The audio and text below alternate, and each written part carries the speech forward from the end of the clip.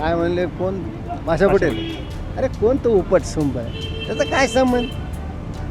पाशा पटेल इतका मतलबी संधी साधू नेताच तुम्हाला महाराष्ट्रात सापडणार. गोपीनाथरावचं आज पहिल्यांदा सांगतो, गोपीनाथरावचं निधन झालं, त्यांचं पार्थिव परळीत यायचं होतं. अंतिम संस्कार काय करावे त्यावेळेस धनंजयनं करावे म्हणणारा हा पाशा पटेल मी आज सांगतो तुम्हाला. त्याने माझ्यासमोर येऊन बोला. त्याला लक्षात आले की आता गोपीनाथराव राहील नाहीत. धनुभाऊ पाशा पटेलला माहीत नाही काय धनंजय मुंडेने गोपीनाथरावविषयी काय उद्गार काढलेत, आपल्या बहिणीविषयी काय उद्गार काढले, तो कसा काय वारस होऊ शकतो? आणि पाशा पटेल कोण ठरवणार? पाशा पटेललाच त्याचे पोरं त्याचं वारस ठरू देतात का ते बघ म्हणा, आम्हाला नको सांगू तू. गोपीनाथराव मुंडेचा वारसा फक्त आणि फक्त पंकजा, दुसरं कुणीच.